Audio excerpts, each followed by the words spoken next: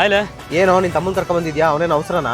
ಅವ್ನು ಬಂದ್ರೆ ಏನಾಗುತ್ತಲೆ? ಏನಾಗುತ್ತಾ ನಮಗಂತಾನೆ ಸ್ವಲ್ಪ ಪ್ರವೇಶ ಇರುತ್ತಲ್ಲ. ನಿನ್ ತಮ್ಮನ ಹತ್ರ ನೀನೆಲ್ಲ ಶೇರ್ ಮಾಡ್ಕೋಬಹುದು, ಆದ್ರೆ ನಾವು ಮಾಡ್ಕೊಳ್ಳಲ್ಲ.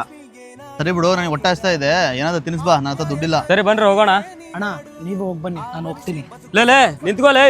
ಲೋ ಮಗ, ನಂದು ಇವತ್ತು ರೀಚಾರ್ಜ್ ಕಾಲ್ ಆಗುತ್ತೆ, ಸ್ವಲ್ಪ ಬೇಗ ರೀಚಾರ್ಜ್ ಮಾಡೋ. ಹಾ ಸರಿ ಮಾಡ್ತೀನಿ ನೋಡ್ಲೆ. ಥ್ಯಾಂಕ್ಸ್ ಮಗ. ಲೋ ಮಗ, ಸ್ವಲ್ಪ ಹೊರಗಡೆ ಹೋಗ್ಬೇಕು, ನೀನ್ ಗಾಡಿ ಕೊಡ್ತೀಯಾ? ತಗೊಂಡೋಗ್ಲೆ ಮಗ, ಅದ್ರಲ್ಲೇನಿದೆ ಹೇಳ ಮಗ. ಇಲ್ಲಿ ನಿನ್ ಬೈಕಲ್ಲಿ ಪೆಟ್ರೋಲ್ ಖಾಲಿ ಆಗಿದೆ, ಮೇನ್ ರೋಡ್ ಬಿಟ್ಟಿದ್ದೀನಿ, ಬಂದು ತಗೊಂಡೋಗು. Hello hello.